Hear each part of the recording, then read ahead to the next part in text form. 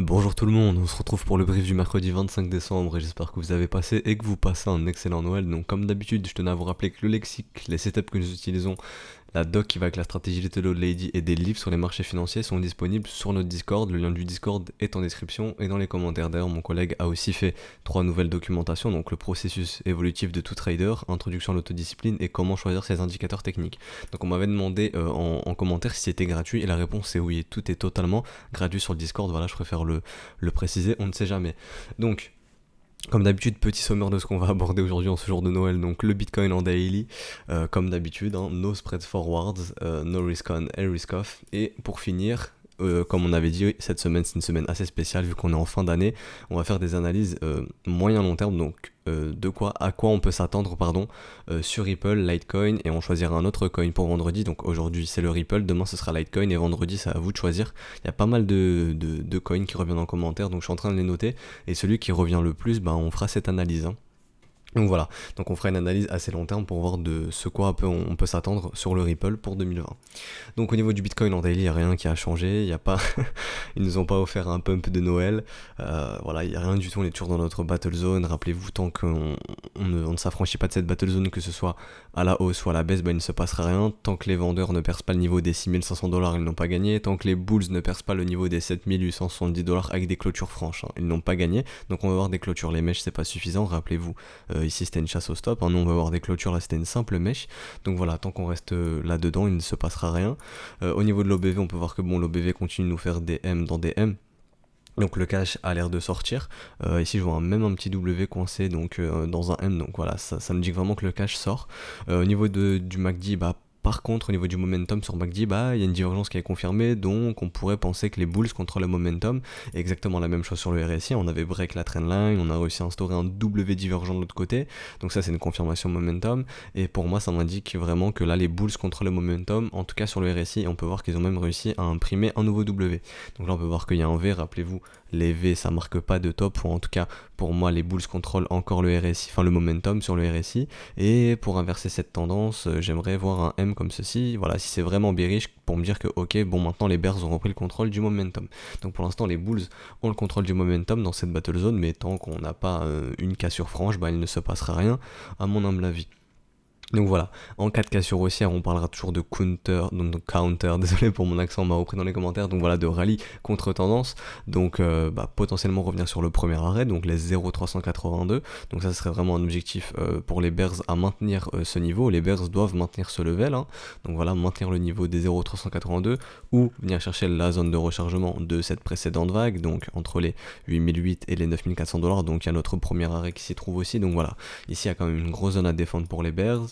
Si les bulls s'affranchissent de tout ça, bah, l'objectif pour eux ça sera d'aller pousser jusque la zone de rechargement, donc les 0,68, donc revoir un bitcoin à 11 000 $, ça serait pas impossible, mais bon ça ferait quand même un gros rallye contre tendance là. Donc rappelez-vous, les rallyes qui vont contre tendance sont amenés à retracer très souvent, comme on l'a dit dans le lexique, sont amenés à retracer très très souvent le premier arrêt, comme ici, donc voilà, le premier arrêt ou la reload zone. Donc premier arrêt ici, reload zone ici. Rappelez-vous, on a toujours un gap qu'on va aller voir d'ailleurs. Sur le Bitcoin futur, donc voilà, on a toujours un gap ouvert au niveau des 11 800 $. Donc voilà, donc ça ferait du sens si jamais on a un gros rallye contre tendance de revenir chercher la zone de rechargement de short.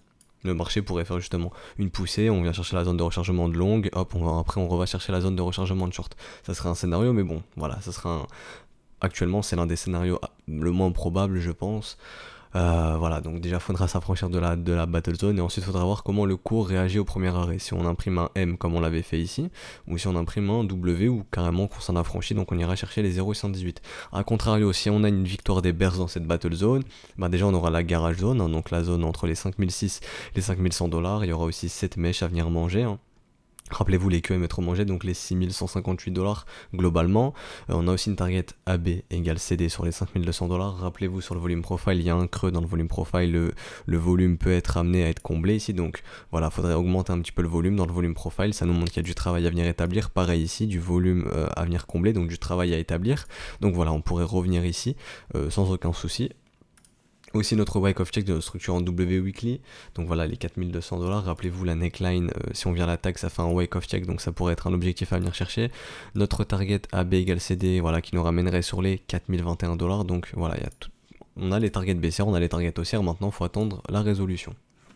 Au niveau de nos spreads forward, bah ça c'est intéressant de notifier qu'on a des spreads aussi, hein. Nos spreads continuent de monter, hein. Vous voyez, on fait des creux et des sommets ascendants, donc bon, on a des spreads haussiers. Maintenant, ce qu'on attendrait du Bitcoin, bah, c'est lui d'imprimer son W pour potentiellement lancer le rallye contre tendance et essayer de s'affranchir de cette battle zone, hein. Tant qu'on n'a pas de W sur le Bitcoin, c'est bien beau d'avoir des spreads haussiers, mais ça vaut rien. Mais en tout cas, ça nous montre que là, il y a quelque chose qui se passe. Ils sont assez chauds sur les forwards à 3 mois. Voilà, donc on sent que voilà, le sentiment est assez bullish quand même sur nos forwards, donc intéressant de le noter. On est sous Contango, donc ça nous indique que la demande est supérieure à l'offre. La même chose pour Ethereum, on voit des spreads qui divergent, et pareil pour Litecoin qui repasse doucement sous Contango. Donc au niveau de risk on risk off, on peut voir que le gold a confirmé son W dans son W, donc voilà, ça c'est bon, c'est assez bullish pour le gold, hein, des structures en W dans des W, et le S&P qui pump aussi, donc nos stocks qui pump, mais comme je l'ai dit hier, bah, on peut pas avoir les deux, hein. Je veux bien que ce soit Noël, que bon, les capitaux soient dilapidés dans tous les secteurs, mais bon, au bout d'un moment, il faudra choisir, ça sera soit le gold qui prendra une vente, ou le S&P qui sera vendu, etc., etc.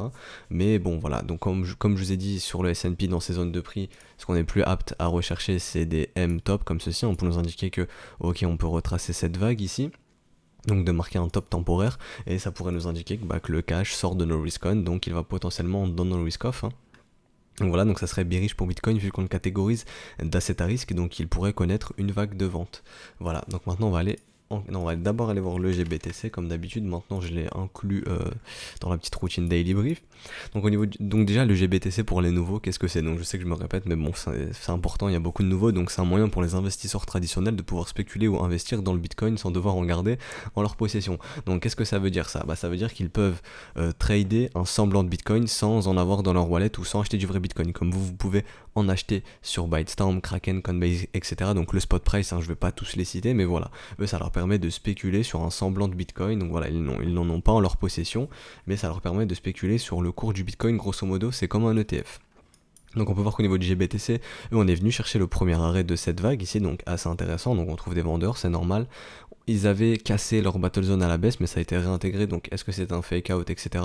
Ou est-ce que la direction a été donnée, mais il y avait trop de vendeurs, donc hop, chasse au stop des market makers, short squeeze des market makers, et hop, après on va dans la direction, j'en sais rien, mais bon, eux c'était intéressant de noter que de leur côté, la battle zone avait été résolue bearish. Et bon, on l'a réintégré. Donc maintenant, on va aller sur Bitstamp. Donc on va aller en 4 heures, hein, donc sur le spot price.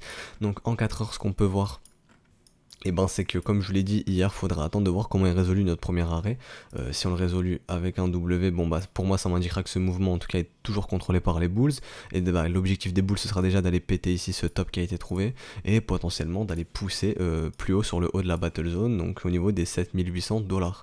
Voilà, donc s'ils s'en affranchissent, avec des clôtures franches en daily, on pourra dire que ok, il y a peut-être un rallye contre-tendance, ou très certainement un rallye contre-tendance qui se met en place. Voilà. A contrario, si les bears arrivent à résoudre ça avec un M comme ceci, ça sera bearish, l'objectif sera très certainement d'aller chercher la zone de rechargement, rappelez-vous, mais on attend comment est résolu le premier arrêt. Si le premier arrêt est résolu de façon bearish, le niveau des probabilités, le plus probable c'est d'aller chercher les 0,618 ensuite. Donc de venir chercher notre zone de rechargement. En plus, ce qu'on peut voir ici, c'est qu'il y a eu pas mal d'achats quand même, hein, donc on pourrait aller chasser tous les stops ici, en dessous d'ici, des bulls, donc voilà, ça ferait de la liquidité dans la reload zone, ce serait parfait potentiellement si des institutions cherchent à avoir de la liquidité pour long ce marché. Pour moi, ce serait la zone idéale en tout cas. Donc voilà, maintenant il faut attendre de voir comment le marché va résoudre, hein, si on va péter les 0,382 à la baisse, ou si on va réussir à imprimer un beau W sur les 0,382 pour tenter d'aller break ici ce high, ce sommet. A contrario, on pourrait très bien faire un W comme ceci, pumper et hop, faire un M par la suite. Ce serait très bearish. Rappelez-vous, les structures bullish, quand c'est dans des plus grosses structures bearish, c'est très bearish. Et on peut voir qu'au niveau du momentum, déjà sur RSI, on avait identifié cette divergence pour ceux qui utilisent le RSI. Donc vous voyez, ici, on va chercher un plus haut sommet, mais pas sur le RSI. Donc voilà, donc intéressant de notifier ça. Donc ça nous fait une divergence avec un M. Donc pour moi, maintenant, en 4 heures, les bears contrôlent le momentum sur le RSI. Donc il faudrait déjà, pour inverser ça, faudrait s'affranchir de cette trendline, hein, du coup, et nous imprimer un beau W derrière pour dire que ok, les bulls reprennent le contrôle du momentum sur le RSI. Sur MACD, c'est la même chose, hein, on voyait clairement cette grosse divergence ici baissière qui est confirmée. Donc aussi sur MACD, maintenant pour moi, les bears contrôlent le momentum. Donc l'objectif des bears, ça va être aussi d'instaurer un M sur le cours. Voilà, donc pour marquer un top ici. Si les Bulls arrivent à s'affranchir ici des 7700 $, donc de ce top qui a été trouvé, ils annihilent la probabilité d'instaurer, enfin en tout cas on pourra plus avoir un M, il faudra instaurer un M par la suite, donc au cas où si on fera ça. Mais voilà, si on s'affranchit d'ici, il n'y aura pas de M possible depuis ce sommet ici, j'espère être clair. Donc on a toujours notre target AB égale CD qui pourrait nous ramener sur notre premier arrêt et potentiellement aller chasser les stops des bears ici. Hier on peut voir qu'on a déjà chassé pas mal de stops ici, vous voyez, on a été méché un petit peu au-dessus de ces sommets, donc voilà, il y a des stops qui ont été pris par les market makers, donc les bears se sont fait sortir sur stop, on peut réussir à aller bouffer ces stops ici, et les derniers stops à aller bouffer sont ici, donc voilà, peut-être les market makers, s'ils veulent de la liquidité, offrir la liquidité pour short par exemple à des institutions, et ben ils pourraient leur offrir tous les stops ici qu'ils attendent juste au-dessus, et bah, les institutions peuvent short dans les stops. Donc d'ailleurs on va regarder le petit sondage que j'avais fait lundi, donc j'espère que ça s'affichera à l'écran, mais donc voilà, je vais repasser en grand écran. Mais on avait vu que on s'était dit ok, comment est le sentiment pour essayer de savoir comment cette battle zone va être résolue. Donc je sais que c'est un échantillon très très infime, hein, il n'y a eu que 379 votants, mais on peut voir que majoritairement le sentiment est bearish. Donc le sentiment, donc j'espère que non, je vais le retirer là, donc vous avez vu les stats, 49% bearish, 35% bullish et 16% ne se prononce pas. Donc de ce que je voyais personnellement et de ce que je voyais aussi sur BitMEX au niveau de l'order flow, je voyais que c'était énormément bearish depuis les 6009. Donc voilà, on voyait que sur le bas de la battle zone c'était très très bearish, donc on a eu un short squeeze. Mais on voit qu'à contrario, ça a l'air d'être aussi très bearish au-dessus de au sommet de ce range. Donc est-ce que l'opération gagnante des market makers c'est pas de break cette battle zone pour faire un nouveau short squeeze, parce que le sentiment a l'air très bearish. Donc comme on avait dit, si le sentiment est très très bearish au sein de la battle zone, bah, le plus probable ce sera d'avoir un short squeeze, donc d'avoir une sortie haussière. A contrario, si le sentiment maintenant est très très bullish, bah, l'opération gagnante pour les market makers ce sera d'aller break vers le bas. Donc voilà, donc pour l'instant on ne sait pas de quel côté ça va partir, donc c'est pour ça qu'on fait des petits sondages, voilà, pour avoir un petit avis sur le sentiment du marché. Voilà, donc je pourrais en refaire un vendredi, et on regardera les stats lundi si vous voulez. Donc rappelez-vous, on a toujours notre règle des 80%, donc aux alentours des 8800 $, hein, qui nous indique que tant qu'on reste dans la value, donc tant que les bulls maintiennent le cours dans la value, il y a 80% de proba d'aller chercher la value haute, donc entre les 8700 et 9100, ça dépend de comment vous placez votre chart. A contrario, s'ils perdent la value et qu'ils perdent la reload zone, on reviendra très certainement chercher ce V-bottom, et d'ailleurs cette règle des 80% sera annulée. Et rappelez-vous, ici c'est un V-bottom, les V-bottom sont amenés à être testés, donc on reverra très certainement les 6004, voire notre reload zone, donc 6009, 6700 $, etc. Donc impossible de savoir, donc c'est pour ça qu'on attend la résolution de notre premier arrêt. Et voilà, donc je vois pas d'autre chose à dire, hein. Au niveau de l'OBV, on commence à avoir des petits M qui se mettent en place, donc potentiellement le cash pourrait commencer à partir, mais bon, pour l'instant ça me semble trop précurseur. On peut voir aussi, comme on avait dit hier, une divergence prix-volume, donc voilà, je vais vite fait bouger l'OBV. Donc on peut voir une divergence prix-volume, donc vous voyez, le volume, les volumes sont inférieurs au prix, donc ça nous indique qu'il y a une divergence, que voilà, les bulls n'ont l'air pas trop chauds pour pousser ce marché. Pour l'instant on voit une divergence prix-volume, donc c'est assez mauvais signe pour les bulls, et si jamais c'est bullish, on aimerait bien revoir des gros candles volumiques, hein. Voilà, donc un bon gros réveil des bulls. Au niveau de William, il n'y a rien qui nous alerte là. Voilà, il n'y a rien à notifier, pardon. Donc maintenant on va parler de XRP, je pense que c'est ce qui vous intéresse le plus d'ailleurs. Donc au niveau du XRP en daily, rappelez-vous, on avait identifié notre battle zone, on avait identifié ce M ici qui s'était mis en place. Donc rappelez-vous, quand le marché te sourit, c'est qu'il est prêt à te voler ton argent. Qu'est-ce que c'est un sourire? Bah c'est tout simplement un M, hein, voilà, comme ceci, hop, un M. Quand le marché te fait un M, c'est qu'il te sourit, donc il est prêt à te voler ton argent. Donc là on voyait des M, des M, des M, des sourires, bon, Ripple, et c'est à peu près partout, sur tous les assets crypto qu'on voit en ce moment, on voit beaucoup de M, donc voilà, le marché nous sourit, c'est qu'il est prêt à nous voler notre argent.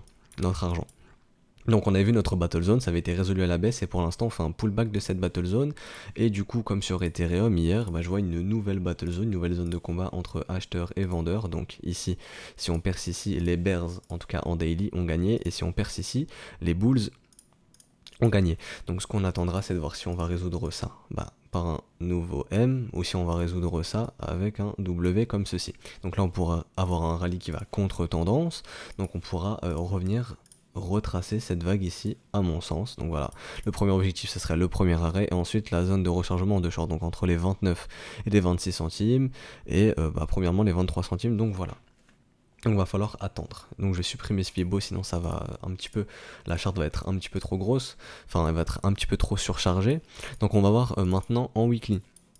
Donc en weekly, on voit clairement que c'est un marché qui est baissier, on continue de voir des M dans des M, on fait des sommets et des creux descendants. On a eu un break de trendline, mais rappelez-vous, les breaks de trendline, c'est pas suffisant. Ce qu'on va voir derrière des trendlines qui sont break, bah, c'est des beaux W hein, pour confirmer le break. Donc tant que c'est pas break, le plus probable, rappelez-vous, bah, c'est de longer la trendline, hein, comme ceci. On a aussi notre garage jaune, donc une extension de 161,8-200% de ce M, ici de cette structure en M qui target entre les 15 centimes et les 11 centimes. On a toujours notre règle des 80% qui nous indique que tant que nous restons dans la value, il y a 80% de probabilité d'aller chercher, donc je vais gommer la charte, mais d'aller voir les 17 centimes, donc ça a un petit peu changé, 17 centimes, donc voilà, on est quasiment pile dessus. Donc les 17 centimes, donc c'était 16 centimes, ça a un petit peu changé. Donc voilà, maintenant c'est les 17 centimes, donc voilà, 80% de proba d'aller voir les 17 centimes. Est-ce qu'on a été les chercher? Donc est-ce que cette règle des 80% a été effective? Quasiment, voilà, quasiment, donc on pourrait aller les chercher. Rappelez-vous, on avait identifié des mèches ici, donc rappelez-vous les queues à mettre manger, on pourrait revenir manger toutes ces mèches ici, hein, qui n'ont pas été mangées précédemment. Donc voilà, on pourrait revenir manger ces mèches. Et bah, l'objectif des bears, je pense, c'est d'aller bust justement ces structures ici. Hein. Donc ici c'était des belles structures en W, on voyait vraiment des W dans des W, et lorsqu'on a eu la cassure de tous ces W, bah, ça a lancé ce gros rallye, donc là ça a été le signal. Donc c'est ce qu'on veut voir sur Ripple. Sur Ripple, on veut voir des beaux W weekly ou des beaux W monthly. Donc rappelez-vous, ça met du temps. Ça met du temps à poser un bottom. La relation d'offre et de demande, ça met énormément de temps à s'inverser. Tant qu'on continuera de voir des M, ça nous indiquera que l'offre est supérieure à la demande, donc que les vendeurs ont la main sur ce marché. Donc ce marché est très probablement amené à continuer de baisser. Alors demain, est-ce que, je sais pas, Bitcoin peut exploser, Ripple peut sortir une news et on peut avoir un gros pump comme ça? Bah oui, c'est totalement possible. Mais ce qu'on attend d'un V-bottom, déjà, c'est qu'il soit retesté. Et comment il est retesté? Ce qu'on attend d'un V-bottom, c'est de soit de devenir un W ou de devenir un M. Donc si ça devient un W, vous connaissez la chanson, W égale bullish. Donc là, vous aurez un gros signal en weekly qui vous indique que Ripple est potentiellement en train d'inverser la relation d'offre et de demande, donc d'avoir une demande supérieure à l'offre. Donc voilà, de potentiellement déjà de revenir retracer tout ce mouvement et de potentiellement relancer un cycle haussier. Donc voilà, mais à contrario, si on a un gros V-bottom et que ça se transforme pas en W, mais que ça se transforme en M, bah ça sera un nouveau signal bearish, hein, donc une nouvelle structure bearish qui nous indique que les bears ont toujours la main et l'objectif ce sera d'aller plus bas. Donc actuellement, je pense que l'objectif des bears, c'est d'aller percer ici tous les stops qui attendent, donc potentiellement Ripple pourrait aller chercher sous les 13 centimes. Est-ce qu'il va le faire? J'en sais rien, mais en tout cas pour moi c'est le scénario le plus probable tant que je ne vois pas de W weekly ou de W monthly. Voilà, comme on avait vu ici, hein, donc je vais passer en monthly justement. Donc vous voyez ici, je vais passer en line pour les plus néophytes. Mais vous voyez ici, ça c'est un beau W et c'est ce qu'on attend. Donc voilà, vous avez eu le beau W et boum, la cassure. Et là vous avez le signal et bon bah voilà, ça vous fait je sais pas combien de pourcents. Donc je vais repasser en candle. Donc on va calculer, bon voilà, ça vous fait avec les mèches, avec le top. Ouais, il a été assez haut quand même Ripple. Ça vous fait un 1100%. Donc voilà, c'est ce qu'on attend sur les marchés pour nous dire que ok, let's go, les bulls contrôlent le marché. Voilà, donc tant qu'on n'aura pas de W weekly ou monthly, on ne pourra pas inverser cette tendance et le marché sera très probablement amené à baisser ou nous faire des dead cat bands, donc des rebonds du chat mort, c'est-à-dire que c'est des V bottom, on revient les tester, on n'arrive pas à instaurer de W et on transforme ça en M, donc voilà, le marché continue de baisser. Voilà, donc première stratégie c'est d'attendre un W weekly. Donc voilà, le W weekly ce serait le strict minimum, on est sous la reload zone long terme, on est sur des localisations très très intéressante. Voilà, donc la localisation ici, ça pourrait faire, la garage jaune pourrait faire office de localisation, donc ce qu'on pourrait attendre c'est un beau W de l'autre côté de la trendline, hein, en plus de ça, de l'autre côté de la trendline, donc ça serait très très intéressant. Et là on aura un signal qui nous indique que ok, Ripple déjà est prêt à lancer un rallye contre tendance, donc comme je l'ai dit, de revenir retracer tout ce mouvement ici. Donc théoriquement, le premier objectif ce serait le premier arrêt, donc peut-être les 1,40$, et ensuite la zone de rechargement de short si on s'affranchit de ce premier arrêt, donc les 2,12$ et entre les 2,12$ et 2,65$. A contrario, tant que nous ne voyons pas de W et qu'on continue de faire des M dans des M, donc des creux et sommets descendants, donc c'est une tendance baissière, l'objectif, à mon sens, ce sera déjà d'aller bust ici tous ces investisseurs qui ont acheté ce W weekly, parce que je pense qu'il y a énormément de liquidités qui attend ici. Par exemple, si les institutions veulent acheter du Ripple, quand je vois que le marché n'a pas réussi à aller sous les 13 centimes pendant plus de 6 mois, je me dis que là, il y a énormément de liquidités qui attendent, donc potentiellement des institutions qui attendent que ça, que les prix aillent ici pour avoir une grosse zone de liquidité, que tous ces investisseurs et tous ces holders qu'ils ont acheté ici, s'ils n'ont pas pris tout leur profit, puissent justement lâcher leur Ripple pour créer énormément de liquidité ici, parce qu'il y a énormément de stops qui attendent ici. Donc voilà, il y aura une grosse zone de liquidité. Est-ce qu'on va aller chercher ces zones de prix? Je n'en sais rien. Donc on a vu la première stratégie, le W weekly. La deuxième stratégie, ça serait le beau W weekly, on pump et après on en fait un bon gros W monthly. Et là vous avez le W weekly, le W monthly. Donc là il y a de grosses probabilités que ce marché se soit retourné. Et l'objectif ce serait, comme on l'a vu déjà, de retracer le premier arrêt, l'arrêt low zone. Et si on s'affranchit de tout ça, faire un nouvel ATH et d'aller chercher des prix plus hauts. Donc aller chercher au-dessus des 3,36$ à horizon de plusieurs années. Je sais pas de quand ça va arriver, mais rappelez-vous déjà les bottoms, c'est long à se poser. Ce bottom déjà ici avait mis 6 mois si je dis pas de bêtises, donc hop, 217 jours, donc un peu plus de 6 mois à se poser. Donc c'est pour ça qu'on dit que les bottoms sont longs à se mettre en place. C'est pour ça que je vous répète que le maître mot c'est la patience. Donc voilà, première stratégie W weekly, deuxième stratégie W monthly, donc ça c'est pour moi le signal golden, c'est le golden signal.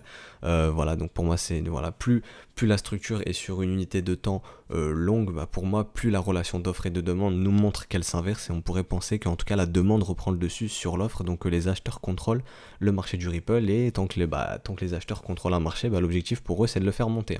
Tout comme là les bears contrôlent ce marché, donc les vendeurs, et l'objectif des vendeurs c'est de faire baisser ce marché. On ne sait pas jusqu'où ça va s'arrêter, c'est pour ça qu'on attend tranquillement nos structures. Donc je répète, première stratégie W weekly, deuxième stratégie W monthly, et la troisième stratégie c'est une stratégie de risk management, donc là c'est aussi utilisé par les professionnels. Donc c'est comme on a vu hier sur Ethereum. Donc si pour vous vous dites ok, moi 19 centimes, 18 centimes c'est vraiment un bon prix pour acheter du Ripple, je suis prêt à investir dans Ripple à 18 centimes.